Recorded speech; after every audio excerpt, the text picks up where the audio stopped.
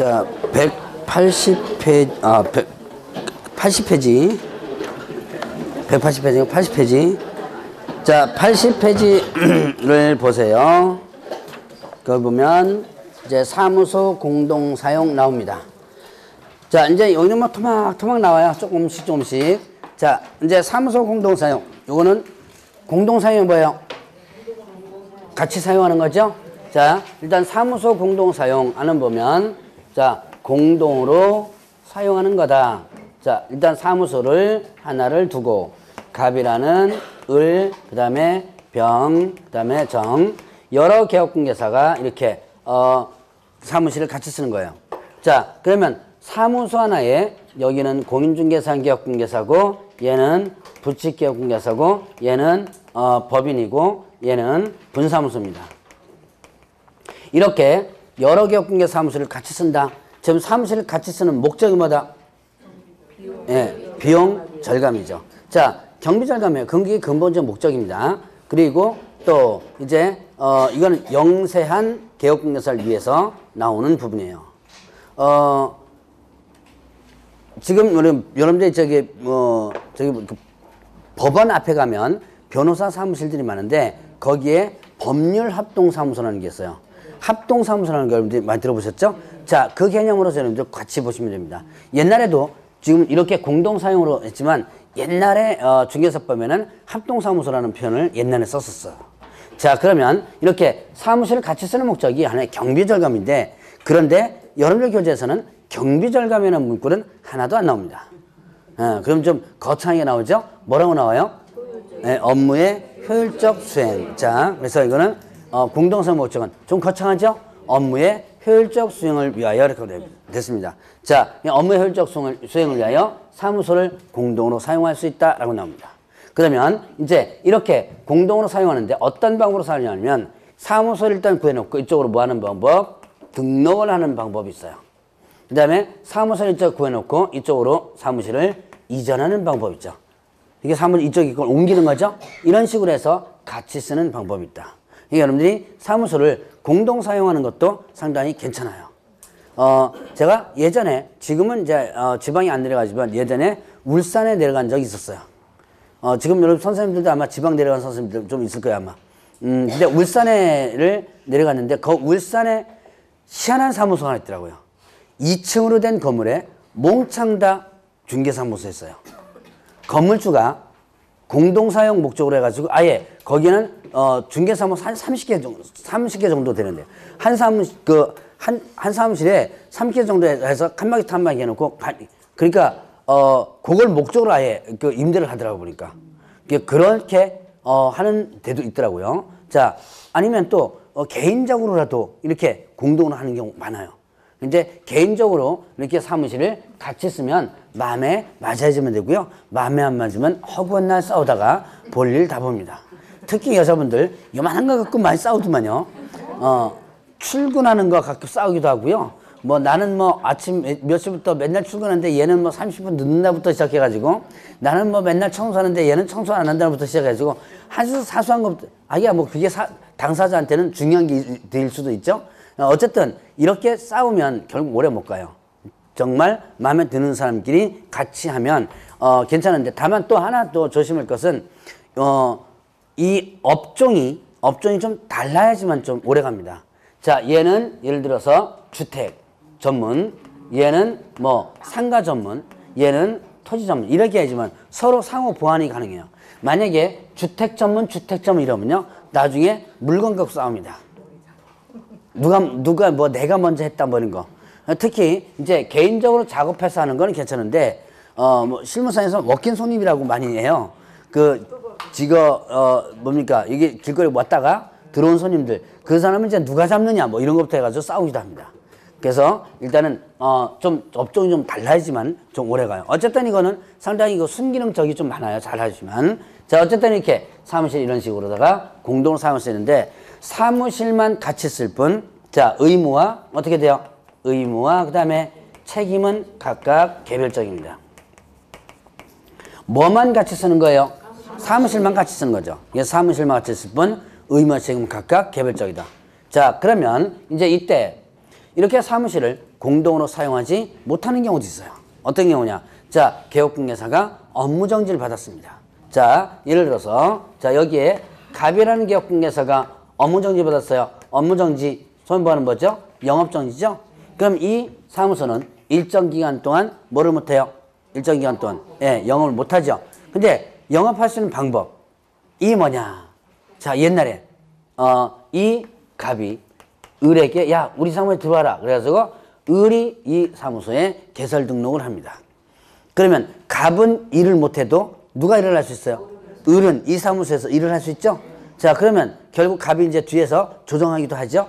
그래서 이거를 막기 위해서 자 이렇게 업무정지 받은 개업공개사한테 얘가 들어와서 사무소 공동사용을 못하도록 해놨어요. 이제는 막아놨습니다. 이게 불과 한 5년 전까지는 이게 했었어요. 그래서 저도 방법 이거 어떻게 하면 좋겠냐 그러면 이 방법 알려주고 했었어요. 근데 이게 중개사법의 구멍이었습니다. 각 법에 보면 그 개구멍들이 조금씩 있거든요. 네, 그 개구멍이 5년 전에 막혔습니다. 이게 바로 이제는 이렇게 업무정지 받은 개업공개사는 다시 일단 이쪽 새로운 개업공개사와 같이 사무실을 공동으로 사용할 수 없다. 그러면 갑이 또 어떻게 해요? 을 사무소로 옮길 수도 없는 거죠. 업무정지 받았다면 이런 식으로 자 업무정지 받은 개업공개사는 어떻게 한다? 사무실을 공동으로 사용할 수 없더라. 자 그래서 이렇게 일단 사무소 공동사용은 이렇게 한번 정리를 해봅니다. 자 그러면 이제 그 다음에 나오는 것이 뭐예요? 인장 등록 부분이죠. 자 인장 등록 부분. 자 인장이 뭐예요? 도장이죠. 자 그래서 자 인장을 만다 등록을 한다. 그리고 인장을 등록한 다음에 등록된 인장을 사무소에서 사용을 해줘야지만 됩니다. 이거는 뭐 때문에 한 것이다? 예, 이거는 자 책임 중개를 위해서 한 것이다라고 합니다. 자, 인장 등록과 관련된 부분은 이거는 책임 중개를 위해서 했다라고 합니다. 그래서 자, 이 도장을 등록해 놓고 중개 행위를 할 때는 계약서나 이런데 반드시 이 도장을 찍도록 하는 거예요. 만약에 계약서에 이 등록된 인장이 찍혀 있다면 어떻게 되는 거? 이 개업공개사가 중개를 해주게 된 거죠. 중개를 해준 것이 증명되는 거예요. 그래서 이렇게 책임 중개를 위해서다라고 볼 수가 있습니다. 자, 그러면 이때 인장 등록의 대상을 보면요. 대상은 개업공개사, 개업 공인중개사와 그 다음에 또 소속공개사, 소속공개사입니다. 그래서 개업공개사와 소속공개사가 뭐가 된다? 일단은 인장 등록의 대상이 된다. 개업공개사는 누구예요? 소위 말하는 사장이죠. 네, 사장이니까 당연히 어떻게 돼요? 당연히 등록을 해야죠. 자, 그러면 소속공개사는 뭐다? 네, 직원이죠. 근데 얘는 왜 인장 등록 의무가 있어요? 이유. 중개 업무를 직접 어떻게 돼요? 수행할 수 있죠. 중개 업무를 직접 수행할 수 있습니다. 그럼 중개 업무를 수행하다 하면 이제 이거는 다음 주에 배울 거예요. 중개 업무를 수행하다 보면 계약서와 거래계약서와 그 다음에 확인설명서에 서명 및 날인을 하도록 의무하고 있어요. 그러면 이렇게 서명 및 날인을 하려면 도장이 필요하겠죠. 그래서 얘도 마찬가지로 인장 등록을 해줘야 돼요. 그러면 인장 등록의 시기는 어떻다? 시기는 이거는 일단 업무 개시 전, 업무 개시 전까지. 자, 인장 등록은 언제까지 해야 한다?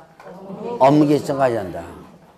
자, 인장 등록은 업무 개시 전 해야 되는데, 자, 근데 예외가 있어요. 개업공개사는요, 등록 신청 시, 소속공개사는 고용신고시, 고용신고시, 요때 어떻게 한다? 할 수 있다 그랬어요. 자, 하여야 한다와 할 수 있다는 어떻게 해야 돼? 차이가 있죠. 하여야 한다는 반드시 해야 되는 거고, 할 수 있다는 할 수도 있고 안 할 수도 있죠. 자, 그러면 업무 개시 전까지 어떻게 한다? 하여야 한다고 됐습니다. 근데 대신 자, 등록 신청 시 뭐요? 할 수도 있고, 개업공개사는 그러니까 이제 등록 신청할 때 어떻게 돼요? 인장 등록을 할 수도 있어요. 근데 또 소속공개사는 고용신고하셨다. 요 외외적인 규정 때문에 지금 관청에서는 인장 등록을 등록 신청 시 하도록 합니다. 등록 신청할 때 인장도 등록해 주세요 그래요. 실무상에서는 근데 지네들이 편하게 위해서 하는 거예요. 대신 규정상에서는 일단은 등록해 놓고 업무개시장까지 해야 되죠. 예, 업무개시 하도록 하고 있는데 지네들 편하기 위해서 실무상에서 보면 일단은 등록 신청 시 인장 등록을 일단 하도록 하고 있습니다. 어쨌든 자 규정에는 업무개시장까지 하여야 하고 그 다음에 또 개업공개사는 등록 신청 시 소속공개사는 고용신고 시 하시도록 하는 거예요. 자 그러면 이렇게 업무개시장까지 인장 등록을 해야 되는데 어떤 인장을 등록하느냐. 자 공인중개사는 개업공개사하고 부칙개업공개사 그 다음에 또 소속공개사. 자 공인, 부칙, 소속공개사는 어떤 인장이냐면 자 가족관계 등록부라든가 아니면 또 주민등록표 자 주민등록표에 기재된 건물 기재된 건물이야. 기재된 성명. 자 가족관계 등록부라든가 그 다음에 주민등록표에 기재된 성명. 그럼 소위 말하는 뭐예요? 소위 말하는 본명이죠. 자, 여러분들 예명 쓰시는 분 계시죠? 예명 아마 많이 쓰실걸요?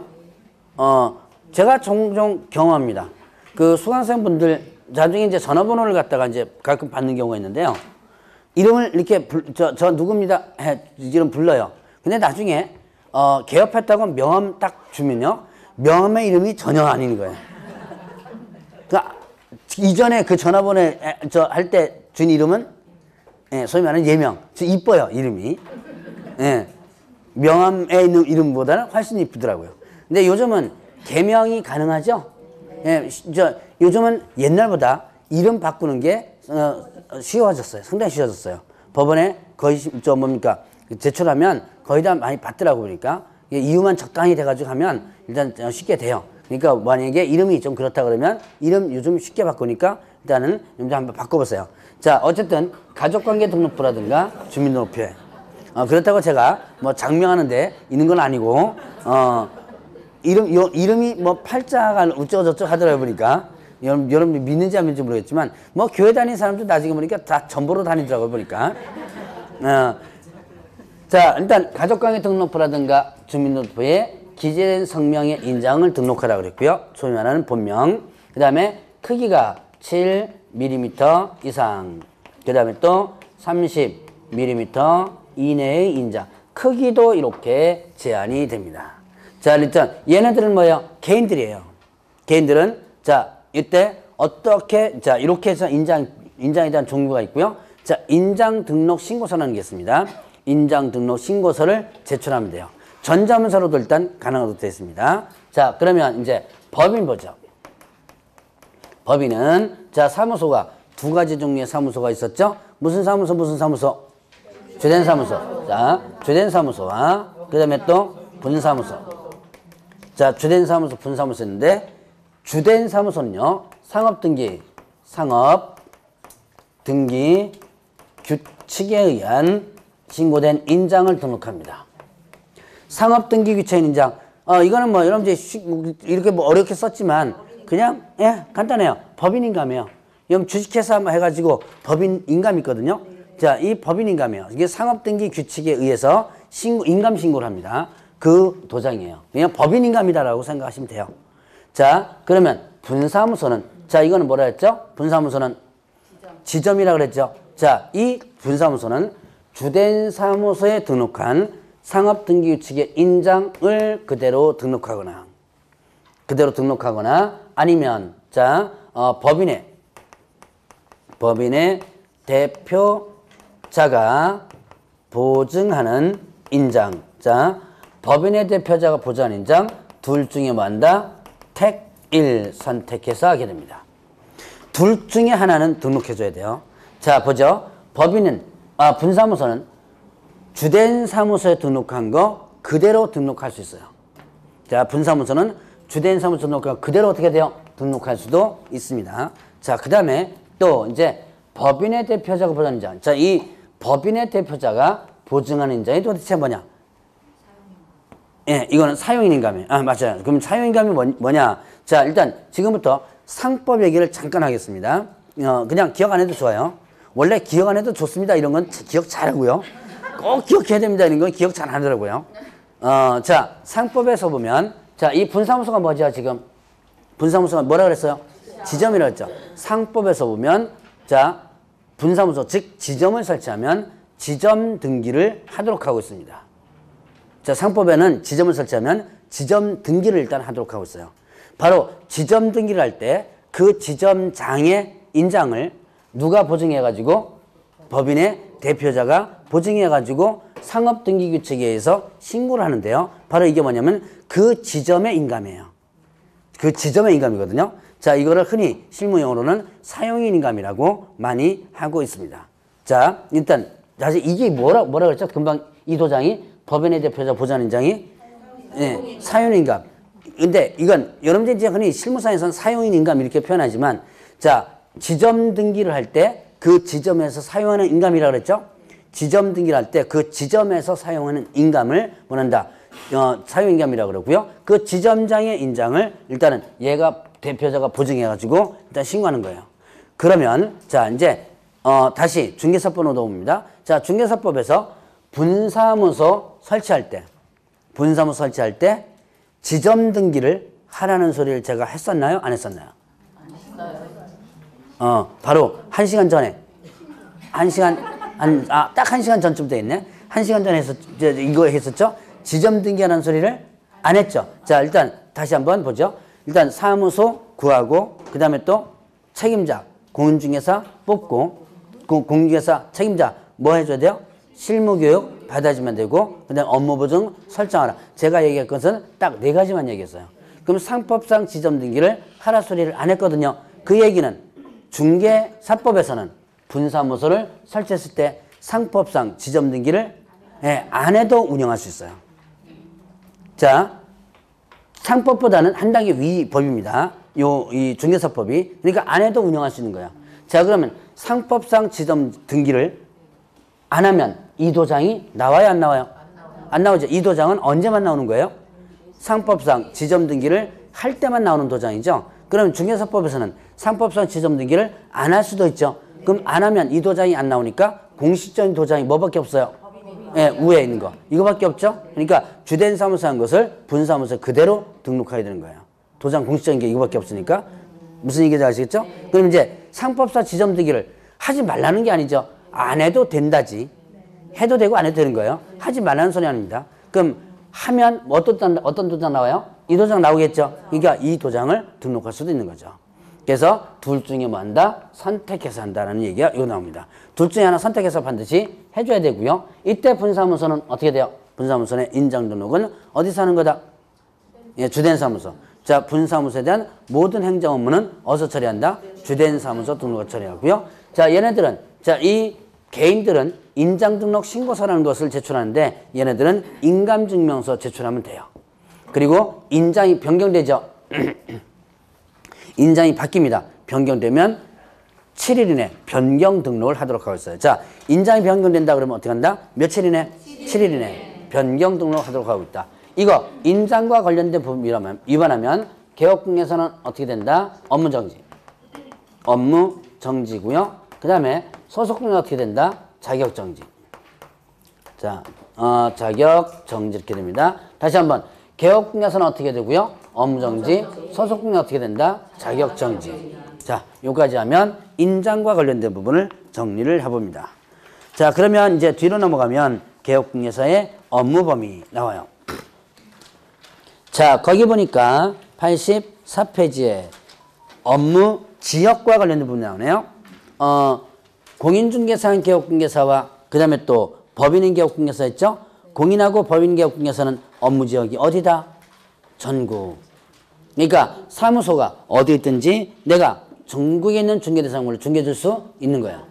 자, 그런데 부칙 개업공개사가 있습니다. 얘는 자격증 없죠. 자격증 없죠. 그래서 어디로 제한된다? 사무소, 소재지, 특별시, 광역시, 도 내에 있는 중개대상물 중개할 수 있다.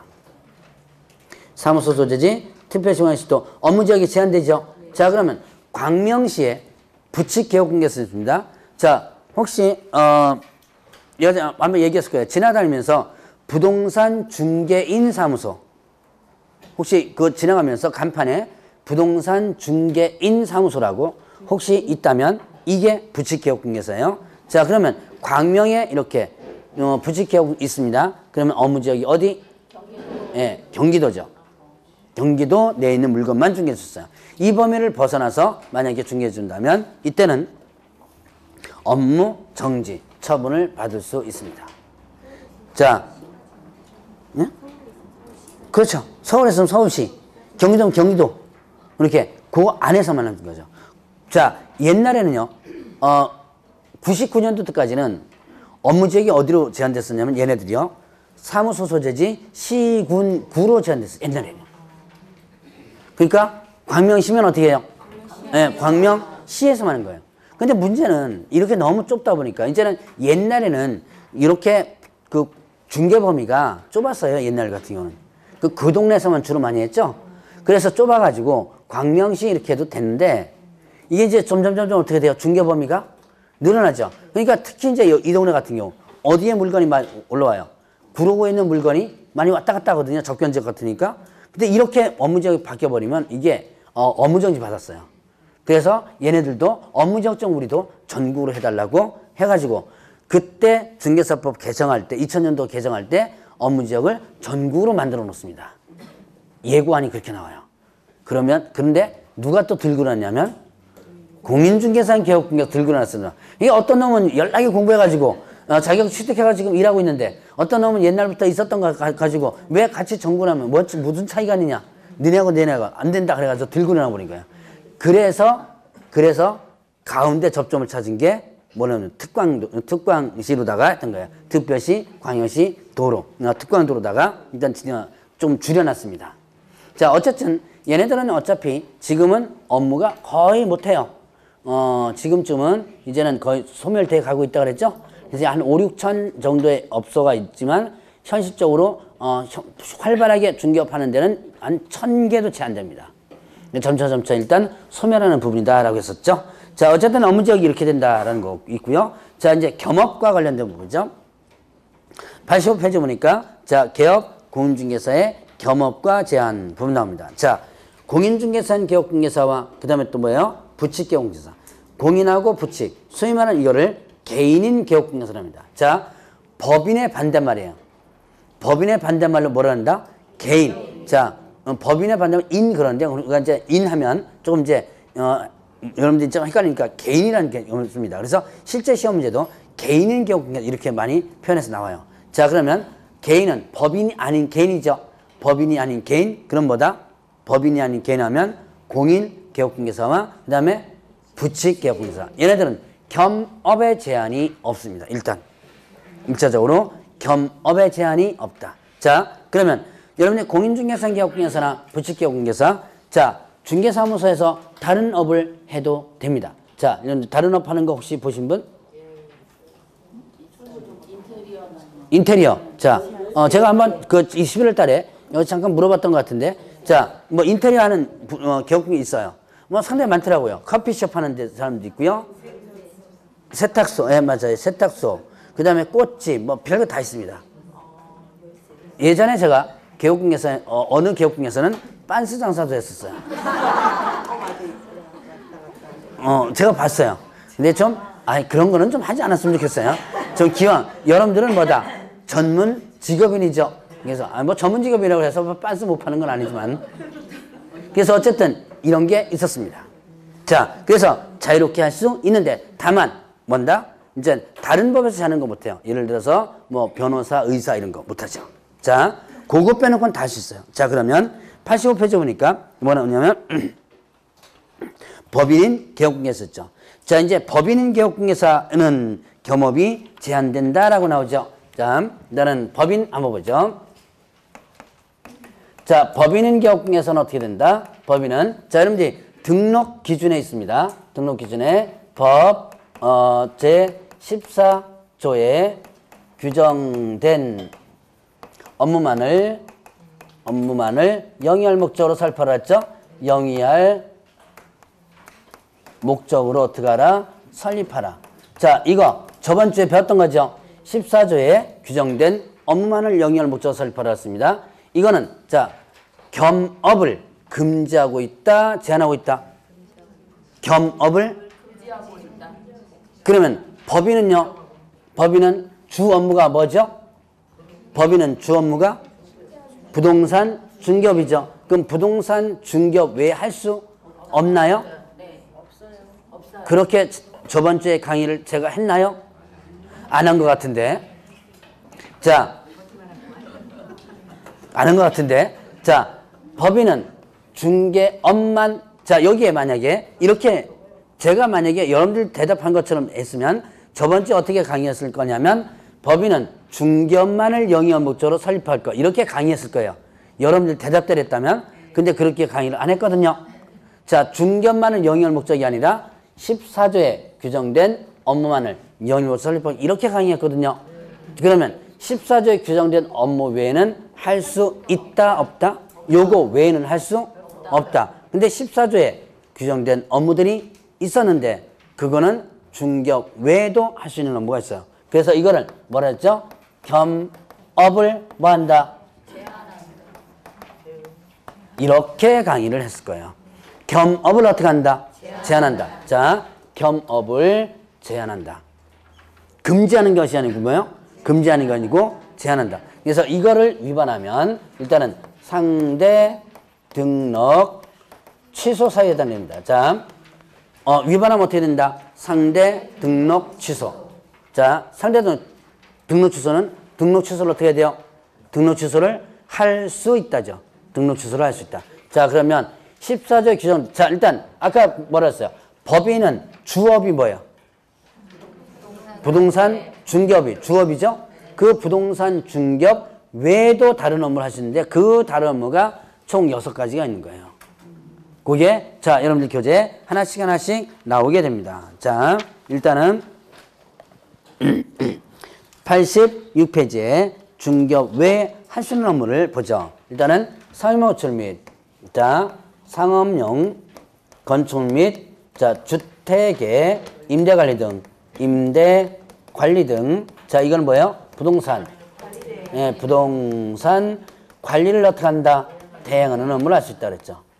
자, 상업용 건축 및이라든가 주택의 임대관리 등 부동산 관리 대행을 할 수 있다. 자, 그러면 이때 부동산 관리를 대신해 주는 거죠. 이런 건물에 보면 여기 관리사무소가 있죠. 어디 있어요? 관리사무소가? 주차장 있는 데 있어요? 그렇구나. 자, 근데 보통 보면 이제 이런 건물 같은 관리사무소 별도로 있는 데가 있는데 어떤 건물에 보면요. 관리사무소가 없어요. 없이 1층에 있는 부동산에다가 그 관리를 맡겨두는 경우가 있습니다. 그래가지고 주로 이제 임대관리라든가 임대관리, 자, 임료 같은 거 있죠? 요즘 임료 같은 건 어떻게 돼요? 다 온라인으로다가 다 입금하죠? 그런데 이제 밀리는 경우 있죠? 그럼 쫓아가서 달라고 또 도촉해야 될 거 아니에요? 그런 것들을 이 관리하는 데서 대신 이렇게 해주는 거죠. 자, 그 다음에 어디 고장났다 그러면 그것도 이제 정리해주고, 자, 이런 것들을 어떻게 한다? 누가요? 법인인 개업공개사가 할 수 있는 거예요. 관리를 대행하는 업무를 할 수 있다. 자, 이제 이런 일을 할 수 있고, 그러면 이제 매월 대행료를 받겠죠? 자, 그 다음에 두 번째는 부동산, 자, 부동산 이용, 그 다음에 또 개발, 그리고 거래에 관한 상담. 자, 부동산 이용, 개발, 거래에 관한 상담. 이거는 소위 말하는 뭐라 그랬어요? 컨설팅. 자, 이거는 부동산 컨설팅이라고 그랬죠. 이 부동산 컨설팅. 자, 여러분들이 부동산 컨설팅 하면, 많이 뭐를 떠올리냐면 거의 사기꾼을 많이 떠올립니다. 대표적으로 제가 아마 평창예를 잠깐 했던 것 같은데 11월 달에, 여러분들 아마 전화 많이 올 거예요. 강원도 평창에 땅 좋은 거 있는데 이거 한번 사보시라고 이거 하죠? 샀어요? 평창 땅 사놓으신 분 있을걸? 분명히 있을걸? 자, 근데 문제는 뭐냐면 그 평창 땅을 그냥 쪼개가지고 완전히 팔면 나중에 하다못해 뭐 무나 배추라도 조금이라도 심을 수 있는데 그런 전화 대부분 어느 회사에서 오는 거예요? 기획부동산이라고 하죠? 거기서 하면 지분 거래를 합니다. 지분 등기를 해줘요. 등기를 해준다고 큰 소리 쳐놓고 나중에 등기가 된다면 이 큰 땅에 지분권자가 몇백 명 됩니다. 자, 그래야 되니까 이거는 나중에 팔지도 못해요. 그래서 이제 파는 방법이 있어요. 어떻게 파냐면 그 기획부동산 가서 한번 엎어버리는 거예요. 엎어버리면 혹시 그거 가지고 계신 분들 조금 등치 큰 사람들 하나 데리고 가가지고 엎어버리세요 그냥. 안 팔리는데 이거 지금 난리 치는데 그래서 그러면 거기서 사줘요 다시. 도로 사줍니다. 그 회사에서 도로 사줘요. 예, 조금 깎아서 좀 사주긴 하지만 그래도 어쨌든 사줍니다. 그런 거밖에 파는 방법은 그거밖에 없어요. 그래서 여러분들이 이런 기획부동산의 대부분이 간판에 뭐가 있냐면 부동산 컨설팅이라는 간판을 달고 있습니다. 자, 그 다음에 부동산 컨설팅이라는 또 간판이 어디냐면 여러분 시골에 가면 많아요. 시골에 읍단이나 면단위 같은 데 가면 뭐 있어요? 거기에 부동산 컨설팅이라고 딱 돼 있어요. 그래 놓고 땅, 뭐 부동산 이렇게 중개라든가 뭐 이런 거 없어요. 누가 하는 거예요, 그거? 그거 누가 하는 거죠? 예, 뭐 지역의 깡패까지는 아니고 그 지역 원주민들 주로 동네 이장 출신입니다. 동네 이장 출신이 하는 거예요. 그러니까 매물이 들어와요. 이건 나중에 이제 금쟁이 가서도 잠깐 얘기할 텐데 이장한테 매물이 많이 들어오거든요. 그러니까 어떻게 하냐면 그러면 이제 좀 부동산에다가 또 넘기기도 아까우니까 그거를 내가 차립니다. 그러니까 공인중개사 사무소 이런 거 못 다니까 그냥 뭐란다? 부동산 컨설팅을 달아요. 그래놓고 소위 말하는 뭘 받냐면 컨설팅료를 받습니다. 평당 10,000원. 평당 뭐 20,000원. 좀 큰 거는 소위 말하는 이게 컨설팅이에요. 그래서 여러분들이 나중에 시골 가서 땅 살 때 절대로 컨설팅 다는 간판 절대로 가지 마세요. 그거 다 완전 불법입니다, 이게. 그러다 보니까 이 컨설팅이라는 개념이 어떻게 된다? 다 사기꾼이 되어버린 거예요. 그래서 여러분들이 우리나라에서 부동산 컨설팅이라는 명함을 들고 다니면 다 사기꾼이에요. 안타까워요, 이게. 근데 사실은 이 부동산 컨설팅이 상당히 고급 직업입니다. 미국 같은 경우는요, 우리 이 컨설팅이라는 이 직업이 상위 클래스에 올라가 있는 직업이고, 제가 아마 그거 얘기했던가요? 지금 우리 미국 대통령 지금 진짜 난리치고 있죠, 왜? 트럼프. 얘가 얘 출신이에요. 부동산 컨설팅. 그래서 컨설턴트라고 하거든요. 컨설팅 해주는 사람. 컨설턴트 출신입니다. 상당히 상위 직업이에요. 우리나라와는 좀 틀리게. 어쨌든, 지금 우리나라에서는 컨설팅이라는 개념이 완전히 바닥이지만, 그래, 해요. 마트라든가 이런 대형 어떤 건물이나 이게 들어올 때는 컨설팅 과정을 거쳐서 들어옵니다. 그걸 다 누가 한다? 외국계 회사에서 다 한다 그랬죠. 그래서 이거를 여러분들이 올려놔야 되는데 당분간 올라가기 힘들 것 같아요. 어쨌든 이런 부동산 컨설팅을 한다. 누가요? 법인인 기업공개사 할 수 있다. 자, 그 다음에 또 이제 자, 개업공개사, 개업 공인중개사를 대상을 한 중개업에 대한 경영기법, 경영기법이라든가 아니면 또 경영 정보를 제공하는 업무를 할 수 있다. 자, 누굴 대상으로 한다? 개업, 공인중개사 대상으로 뭐에 대한? 중개업에 대한 경영기법, 경영정보 제공. 요거를 소위 말하는 뭐라 한다? 프랜차이즈. 자, 프랜차이즈 하면 이제 부동산과 관련된 프랜차이즈 뭐 있다고 그랬어요? 부동산 랜드, 부동산 뱅크 이런 것들이에요. 한때는 이 프랜차이즈가 상당히 활성화됐었습니다. 그래서 외국계 회사도 많이 들어왔었어요. 혹시 센츄리 21이라는 간판 혹시 보셨어요? 센츄리 21. 못 봤나요? 센츄리 21. 그 다음에 ERA라는, 이 센츄리 21이 가장 많았고, ERA라는 또 간판이 있어요. 지금은 많이 이제 내렸는데요. 자, 미국계 프랜차이즈 회사입니다. 그 90년대 중반까지만 해도 센츄리 21, ERA, 미국계 프랜차이즈에 가맹하려면 그때 당시에 1,500만 원 가맹비가 있었어요. 그때는 1,500. 한참 이제 프랜차이즈 할 때, 그리고 이제 국산이 부동산 랜드라든가 부동산 뱅크 이런 것들 많이 들어봤던 거죠. 부동산 114 뭐 이런 것들. 이런 것들이 모두 프랜차이즈 개념인데, 자, 이제 한창 활성화됐을 때는 그 프랜차이즈 국산은 한 700만 원 정도 가맹비가. 그리고 이제 월 어떻게 돼요? 월 일정 금액을 또 이제 회사에 이제 내죠. 근데 이 프랜차이즈가 지금은 거의 문 닫았습니다. 왜 문 닫았을까요? 뭐 인터넷도 그 이유도 아니지만 자 예를 들어서 가맹비를 700만 원 주고 그 다음에 월 얼마씩 몇십만 원씩 줍니다. 그럼 뭔가가 그만큼의 대가가 있어야 되죠. 여러분들이 자 예를 들어서 뭐 제가 지금 잘 먹는 치킨집이 있습니다. 멕시칸 치킨이라고 있어요. 그러면 그럼 나 통닭하면 멕시칸에 가야 된다. 이런 간판에 대한 프랜차이즈의 개념이 있죠. 여러분들 프랜차이즈라는 예를 들어 먹는 것 같은 경우는 그걸 찾는 사람이 있어요.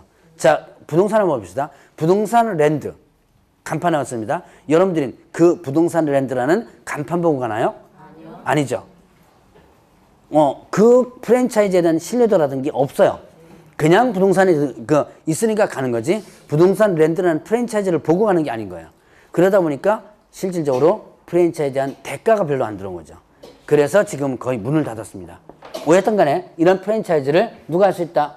법인인 개업공개에서 할 수 있다. 혹시 여러분들이 부동산 서브라는 간판 혹시 보셨어요? 네. 지금은 잘 안 보이는데 한 10년 전만 해도 부동산 서브라는 간판이 좀 꽤 있었거든요. 거기에 중개법인으로서 가장 큰 중개법인에서 프랜차이즈를 회사를 해가지고 가장 키운 회사입니다. 나머지 부동산 랜드 부동산 뱅크는 중개법인이 아니에요. 일반 회사예요. 일반 회사가 프랜차이즈 하는 거고 부동산 서브가 그런 종류였었습니다. 자 이렇게 해서 이제 프랜차이즈 업종할 수 있고 그 다음에 상업용 건축 및 주택의 뭐다 분양 대행할 수 있다. 분양을 뭐한다? 대행할 수 있다 그랬습니다. 자 상업용 건축 및 주택의 분양 대행이에요. 그러면 상가 건물과 주택의 분양을 어떻게 한다? 대신해 주는 거죠. 파는 것을 대신한 겁니다. 분양 대행. 자 이거는 어떻게 된다? 자 상가 건물 여러분들이 짓죠? 그럼 분양 사무소 있죠? 그 분양팀을 누가 개업공개사가 해가지고 할 수 있는 거예요. 주로 이제 상가 건물도 상가 건물이지만 빌라 같은 거 많이 분양하죠. 여러분들이 빌라 분양 건축주가 건축합니다. 그럼 이제 개업공개에서 넘기는 거예요. 넘겨가지고 일단 그거를 팔면 한 채당 얼마 이런 식으로 해서 받는 거예요. 한때는 빌라 분양 묻지마 투자가 있을 때 있었어요. 빌라가. 그때는 장사 되게 잘 됐었어요. 제가 한 10년 전 되는구나. 2009년도인가 10년도인가 예, 인천 부평에서 강의를 했었는데 그 부평에 수강생부 중에 하나가 이거 때문에 돈 번 사람이 있어요. 분양 때문에. 그러니까 이제 자기 말로는 지하방에서 살았대요. 이제 좀 사정이 안 좋아서 지하방에 사는데 돈을 벌 궁리를 하다가 지나가다 중개사무소를 보고 거기서 사람을 뽑으니까 가봤답니다. 그때만 이거를 하라고. 이거 이제 전담팀이 있는 거예요.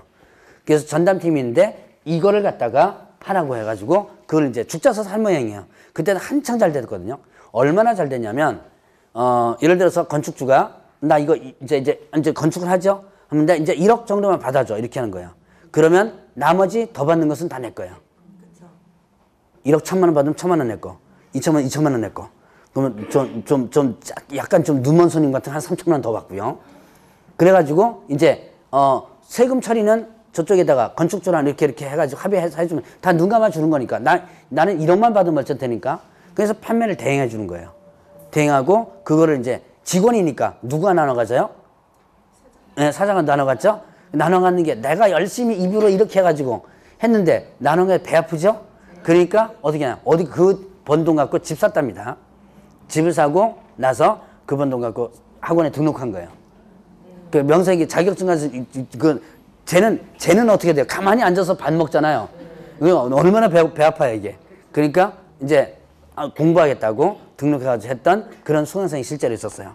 그래서 바로 이렇게 분양 대행을 할 수 있다. 자, 여러분들 나중에 보면 요거 건축주와 잘만 이렇게 매치가 되면요 꽤 벌어요 요것도. 자, 지금은 이제 뭐 1,000만 원, 2,000만 원 이렇게 아니라 한 채당 보통 200만 원, 300만 원 대행료를 일단 주게 됩니다. 자, 그 다음에 이제 다섯 번째는 뭐냐면 이사, 그 다음에 도배업에 대한 용역 알선.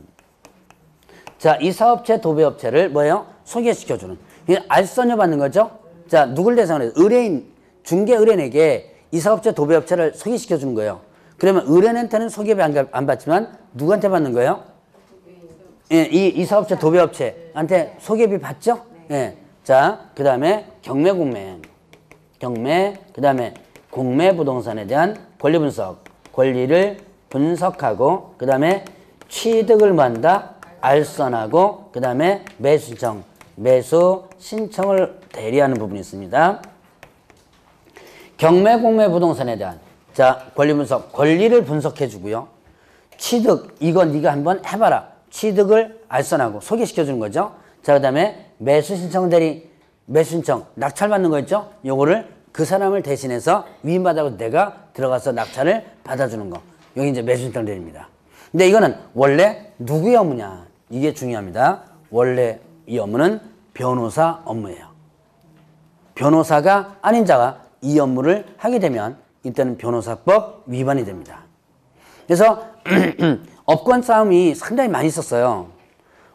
개업 공인중개사 쪽에서도 경매 업무를 하겠다고 해가지고 옛날에 상당히 많이 변호사 단체가 싸웠었습니다. 옛날 얘기예요.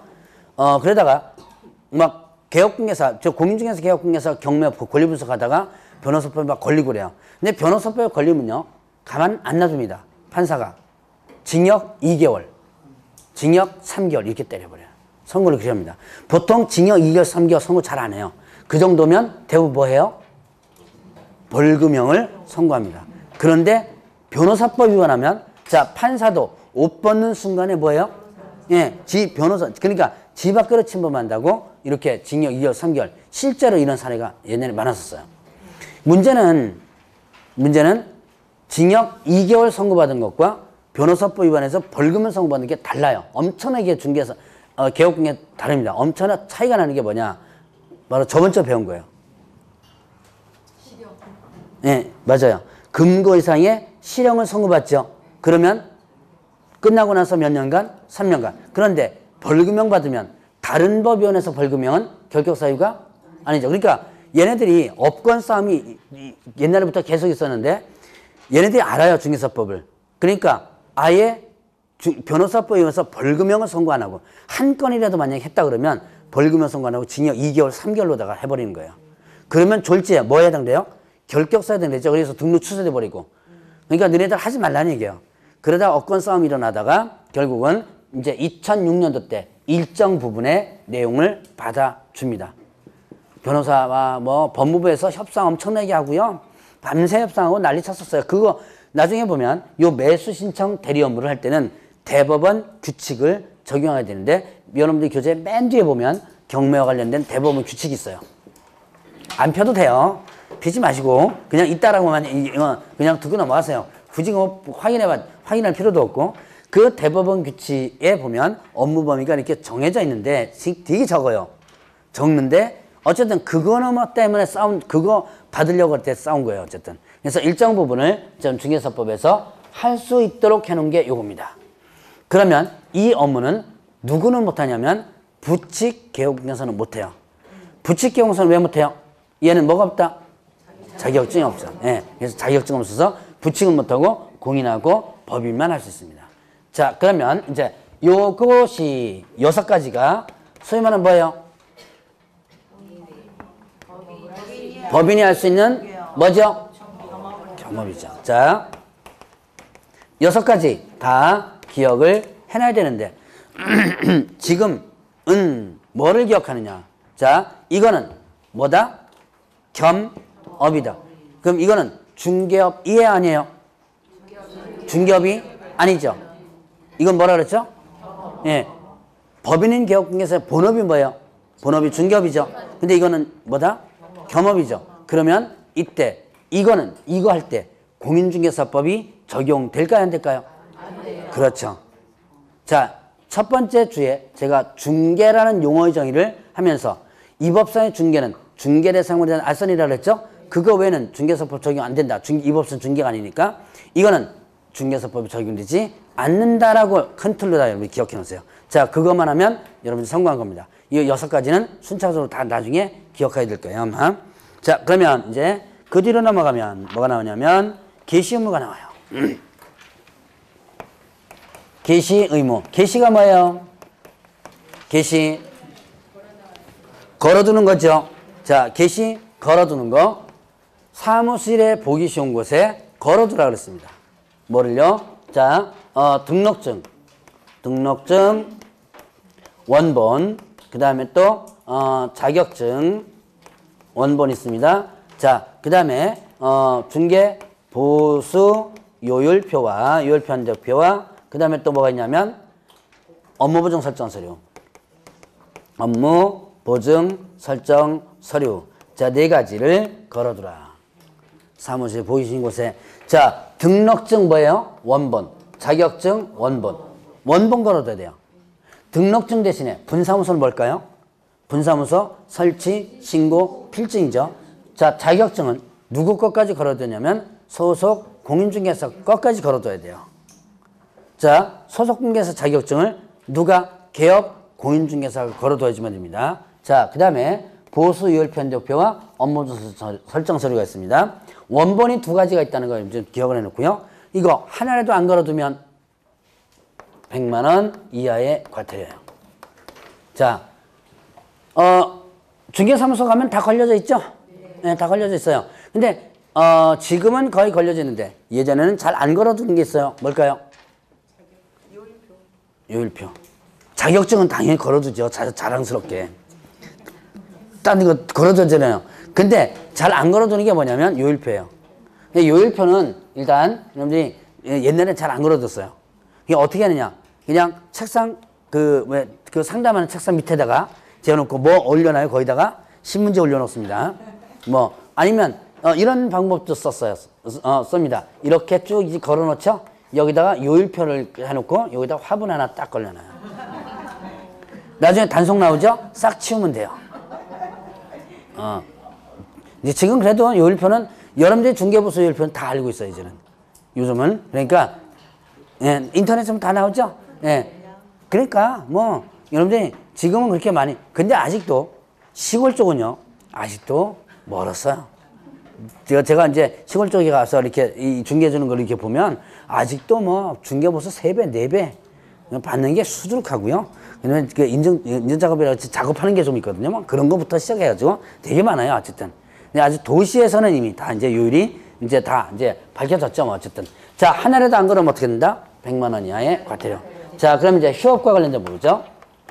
휴업은 뭐 하는 거예요? 휴업. 쉬는 거죠. 3월을 초과하여. 자, 휴업을 하고자 할 때, 이때 등록증을 첨부해가지고 뭐 한다? 미리 신고한다. 자, 휴업의 기본 개념입니다. 자, 쉬고자 할 때는 몇 개월 초과할 때요? 3개월. 자, 초과하면 이 3개월이 들어가요? 안 들어가요? 초과하면 이거 시험 문제 나옵니다. 3개월 안 들어가죠. 자, 초과, 미만, 그 다음에 이상, 이하. 뭐를 초과한다 그러면 이 해당 사항이 안 들어가죠. 이것도 시험 문제 벌써 몇 번 나왔습니다. 이거 응용돼 가지고. 자, 그 다음에 이상, 이하는 여기 어떻게 돼요? 들어가죠. 자, 그러면 3개월까지는 어떻게 돼요? 3개월까지는 휴업 신고를 안 하고도 그냥 문 닫고 있어도 돼요.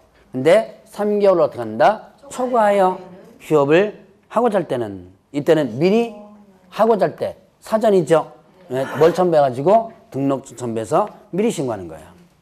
그러면 이때 이제 휴업은 몇 개월 초과했으면 6월을 초과할 수 없습니다. 자, 휴업은 몇 개월 초과할 수 없다? 6개월. 근데 한 번 휴업하면 몇 개월까지 휴업하는 거? 6개월까지만 휴업하게 되는 거예요. 자, 그러면 이때 부득이한 사유가 있다면 이때는 예외적으로 6월을 초과할 수 있습니다. 원래는 6개월을 초과할 수 없다 그랬죠. 그런데 부득이한 사유. 자, 요양, 입영, 취학, 이에 준하는 부득이한 사유를 있었어요. 자, 뭐예요? 부득이한 사유. 요양. 그 다음에 입영. 그 다음에 취약. 그 다음에 이에 준하는 부득이한 사유. 병원에 입원하는 거죠. 요양. 입영 하는 거예요. 군대 가는 거. 취학, 학교 가는 거. 초등학생만 학교 가는 거 아니에요. 여러분들 학교 갈 수 있죠? 자, 그 다음에 준하는 부득이한 사유일 때는 6개월을 초과할 수 있다. 애초부터 6개월까지 초과할 수, 애초부터 6개월을 초과해서 쉴 수가 있다는 거예요. 자, 그러면 이때 이제 기간을 만다 변경하고자 할 때 이때는 기간 변경 신고. 기간 변경 신고를 하면 됩니다. 기간을 어떻게 할 때? 변경하고자 할 때. 이건 이제 두 가지예요. 자, 예를 들어서 6개월까지 휴업을 했는데 부득이한 사유가 발생된 거예요. 그럼 기간은 어떻게 돼요? 예, 연장시켜야죠. 이때 변경 신고를 할 수 있고요. 또 하나는 자, 내가 4개월간 휴업 신고합니다. 자, 3개월 초과해서 4개월간 휴업 신고했으면 자, 굳이 부득이한 사유가 아니더라도 법적으로 얼마까지 더 쉴 수 있어요? 6개월까지니까 2개월을 더 쉴 수 있죠. 그러면 그 2개월을 더 연장해서 더 쉴 수 있도록 기간 변경 신고를 할 수 있는 거예요. 자, 이 기간 변경하고자 할 때는 변경 신고를 하도록 하고 자, 업무를 재개하고자 합니다. 업무를 다시 시작하고자 하는 거예요. 그러면 어떻게 한다? 업무 재개 신고를 한다. 그러면 이때 즉시 뭐를 반환하냐면 등록증을 반환을 합니다. 업무 재개하고자 할 때 업무를 다시 시작해야죠. 그럴 때는 어떻게 한다? 재개 신고를 한다. 그러면 즉시 등록증을 반환해 준다. 자, 휴업 신고하면 등록증 어디가 있어요? 휴업 신고하면 등록증 첨부해서 하라 그랬죠. 등록 반창이가 있죠. 업무 재개 신고하면 이걸 다시 반환해 주는 거예요. 자, 이제 이렇게까지가 휴업과 관련된 부분이고 자, 폐업도 보면 폐업은 간단합니다. 폐업을 하고자 할 때 이것도 마찬가지로 뭐 첨부해서 등록증을 첨부해가지고 마찬가지로 미리 신고한다. 뭐 폐업하면 그 다음에 등록 효력이 없어지면 끝이죠. 자, 여기서 휴업과 폐업에서 공통되는 게 있습니다. 뭘까요? 일단 등록증 첨부한다는 거. 여기 일단 공통이죠. 자, 이 등록증 첨부 공통이고 휴업과 폐업 신고에서 또 공통이 뭐냐? 예, 미리 여기 하고자. 자, 휴업하고자 할 때 3개월 초과해서 기간 변경 하고자 할 때 업무 재개 하고자 할 때 미리죠. 폐업하고자 할 때 다 사전 신고예요. 이게 하나의 공통이다. 그럼 위반하면 어떻게 되느냐? 자, 휴업과 폐업 신고 위반하면 어떻게 돼요? 이거는 100만 원 이하의 과태료. 하고자 할 때 안 하죠? 그럼 100만 원 과태료고요. 자, 하나 더. 여기 6월 초과 여기 있습니다. 자, 휴업은 6개월을 초과해서 할 수 없다 그랬죠? 근데 정당한 사유 없이 6개월을 초과해서 휴업했다라고 한다면 이때는 상대 등록 취소 사유에 해당돼요. 자, 지금 다 머릿속에 기억하려고 하지 말고 눈도 한번 찍어 놓으라 그랬죠? 한번 듣고 뒤에 가서 들으면 머릿속에 조금씩 기억이 날 겁니다. 자, 그러면 이제 이런 절차니까 간단하게 보는 거예요. 그 다음에 91페이지 보면 간판에 철거 부분이 있습니다. 뭐 했을 때? 이전 신고할 때, 폐업 신고할 때 뭐 했을 때? 등록 취소했을 때.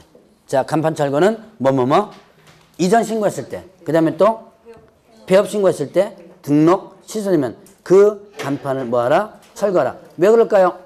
나중에 거기 가서 다시 쓸 수 있죠. 그랬더니 간판 철거를 하도록 하고 있고 만약에 철거 안 하면 강제 철거, 대집법에 따라서 대집행할 수 있어요. 자, 간판 철거 부분 이것도 시험 문제 종종 나오는 거예요. 자, 그러면 이제 좀 이따가 90페이지에 중개계약 부분 들어갑니다.